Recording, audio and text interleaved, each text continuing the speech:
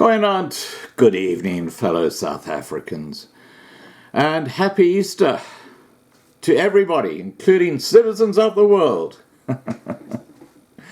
I do love it when my subscribers send me their perspective on what is happening in South Africa. And Em has said she's quite happy for me to publish what she wrote here, and it's a very, very interesting insight. So I'll just read it to you. Okay, Em writes, "Hi Scott, thank you, I will keep you updated. I changed a few things for safety's sake. I spent the day in a notorious township where I volunteer.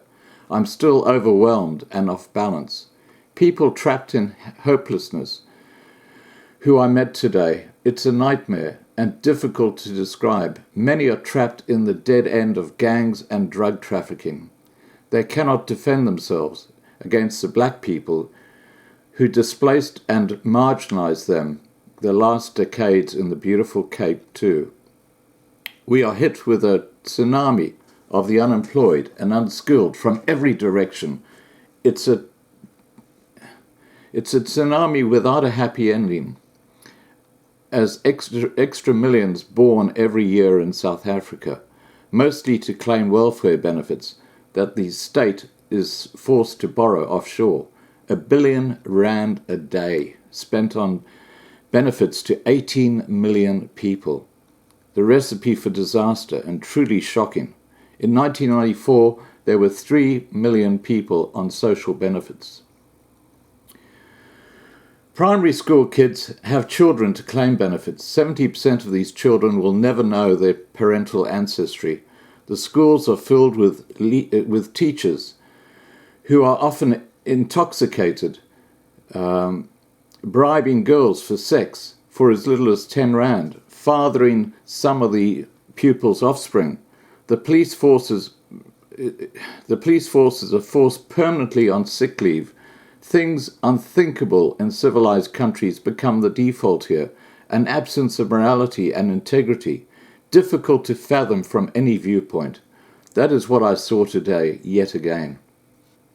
South Africans consider many countries for migration, and as time goes by, many that exist are rapidly closing to them.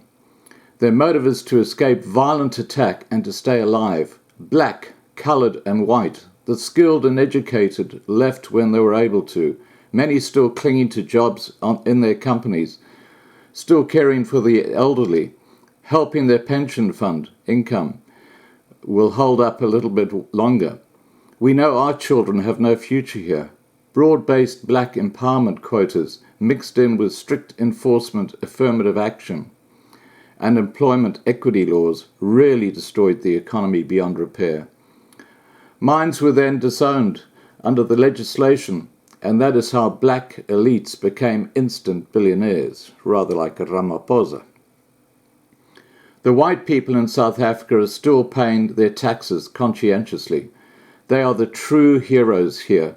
Huge sums of money have already left the country through corruption.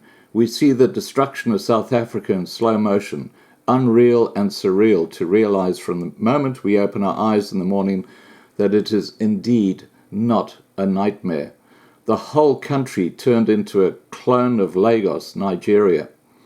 We also realize that politicians' empty promises to gullible voters will end in tragedy, worse than the crime, poverty and chaos we're experiencing now. The ANC's struggle against the EFF for the last crumbs is so cold-blooded you have to wonder how people can be like that. Nothing and no one are spared. This bloody battle for power and money, the government realized their obsession with race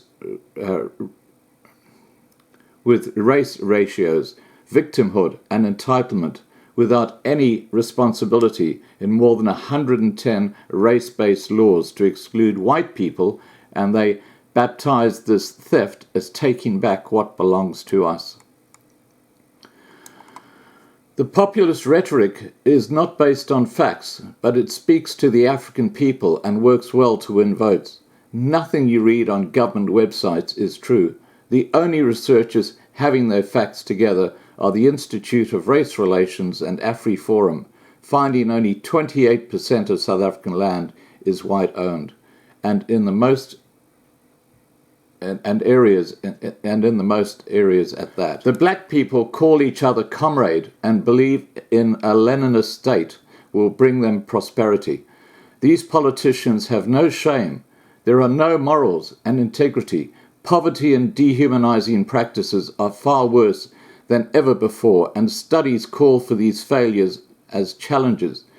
People like those within the ANC and the rest of their evil alliances should be exposed in all its grit, but political correctness silences those voices, which creates great danger for Western societies, naively believing that they are being fed and letting dangerous people into their countries. We experience firsthand how it works in South Africa, the country with the highest murder rate, the rape and murder of women and children, of whom 40% are underaged. 156 reported each day, 56 people being murdered every single day. 1 in 10 people are never identified at death. There are only about 3.5 million whites in South Africa at this point, and these statistics are from visa statistics assembled by other institutions outside the borders of South Africa. There are about 65 million Africans in South Africa, mainly illegals.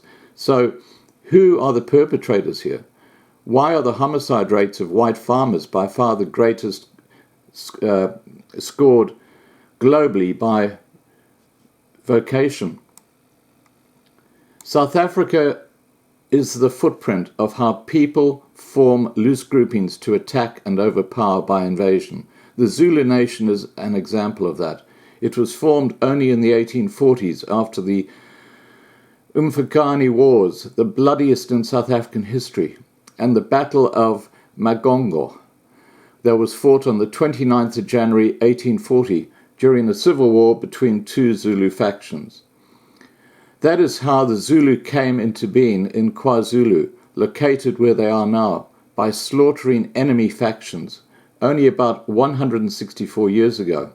The ANC, newly founded in 1912, destroyed the Inkatha Freedom Party through necklacing their own people. They will remain its initial legacy. No African was ever a slave in South Africa, a fact buried under political correct jargon. Africans as individuals are temperate, but as a collective they display primitive social behavior, edged on by song, dance, mostly ending in burning and looting. Africans conquer by subjugation and wiping out the enemy through fear and necklacing. This cannot follow rapid global change in technology, so they have to revert to tactics by mass enforcement. And then political correct by saying political correctness is a meaningless trend to politically repackage morally devoid ethnic groups to legalize invasion in the West.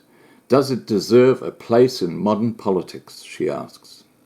Excellent, excellent perspective. Thank you, Em. Very good. Please remember to subscribe to be kept informed, and have a great day.